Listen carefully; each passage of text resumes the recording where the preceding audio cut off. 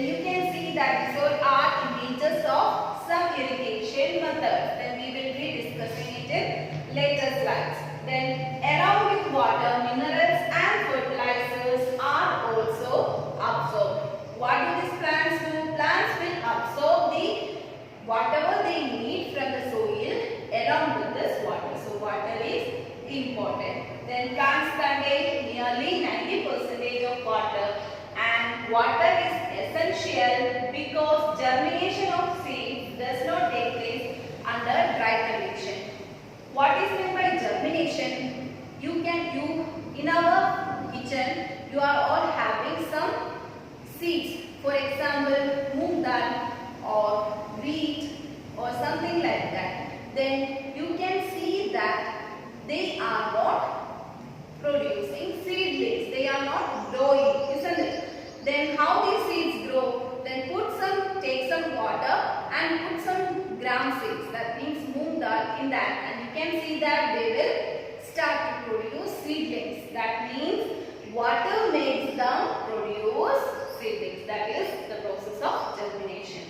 Okay, the supply of water to crops at different intervals is called irrigation. Irrigation means we want to supply water in particular intervals. That means we can't give the crop the whole together water needed for a year on one day or in one time. That means we should give in a particular intervals, on morning, on evening, or 1 or 2 days after, such like. Then the time and frequency of irrigation varies from crop to crop, soil to soil, and season to season. That means each crop needs different amount of water and different irrigation process. These are the sources of irrigation. That means where we are getting water. These are familiar with you. That is wells, tube wells, ponds. These are all familiar things. Then next one, traditional methods of irrigation. What are the traditional? What is meant by traditional? That we were using from our earlier days. The water available in wells, lakes and canals is lifted by different methods in different regions for taking into fields. That means for irrigation we use different types of methods. Then cattle or human labor is used in these methods. That means we are not using any equipment, we are using the cattle or human beings for the irrigation purpose. Then so these methods are cheaper but less efficient. The various traditional ways they are cheaper but less efficient. Then the first method is mode, that is pulley system. Then the next one is chain pump, and then degli and rapper. Will be explaining with the help of this figures. This is mode or pulley system. What is this mode or pulley system? This is, there is a well. We are collecting water from this well. You can see that this is the pulley and a string is connected over here. Then this man will collect this water from this bucket from that place, and another person or a cattle at the end of the string will be pulling out this string and taking this water, and the person here is collecting the water and pouring to here. This is the one method. Next one, this is chain pump method. Chain pump method means we are using chain pump. That means pump, what is meant by pump? Pump is taking the water from a source and giving to another place. Such like here also there may be the river and the water is coming through this one, and this will rotate and will give to this field. Then this one is degli. Degli means there is a stem and connected with a stone, heavy stone, and there is the bucket. And what's happened when there is no water in that bucket? Remove the stone and the stem will go into the well and collect the water, and after collecting water connect to the stone. Then what will happen? This will go upside, and thus from there the person will collect the water and start to irrigate. This is the degli method, and this one is starting. That means there is a lever system. This is the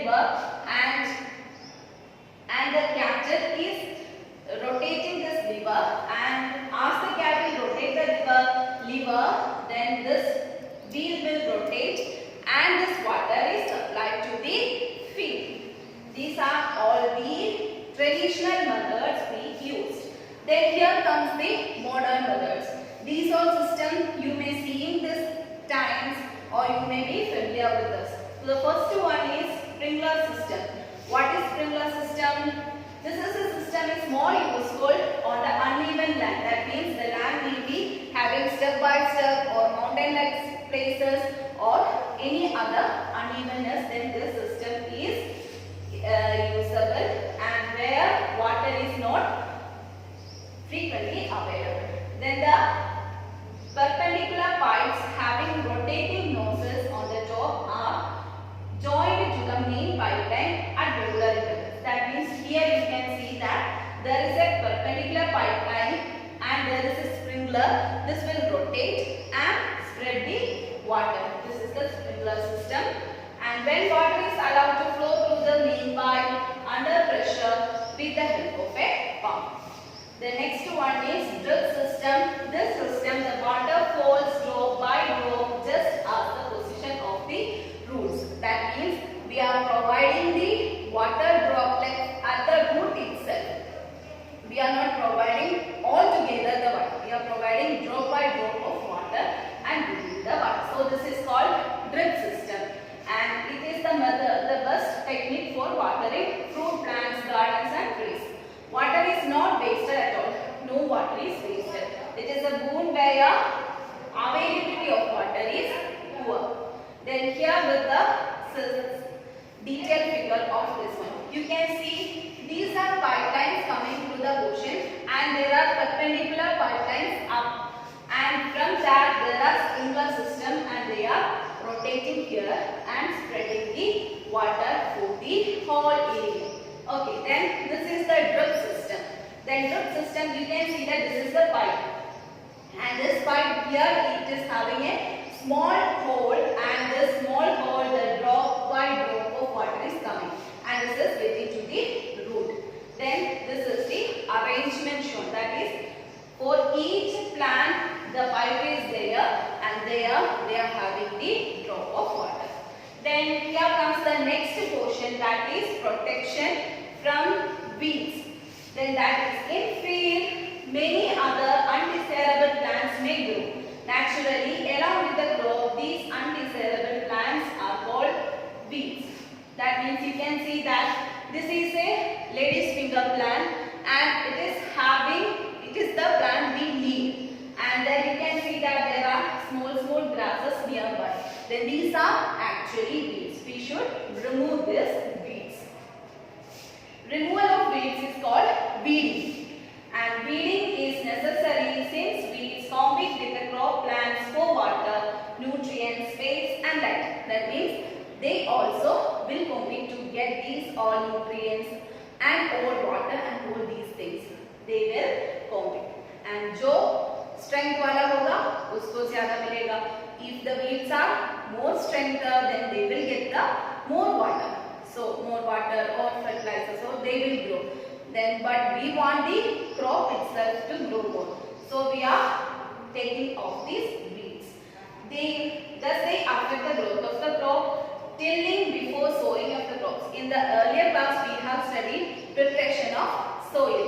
Then at that time we tell that the soil is tilted and the make them sow. And at that time the roots of the weeds will go into this and they will be made as a manure. Then here you can see that this is all together there are full of weeds. And this is the same portion after removing the weeds, they are only in this portion. Then weeds are also controlled by using certain chemicals called weedicides like 2,2,4-D.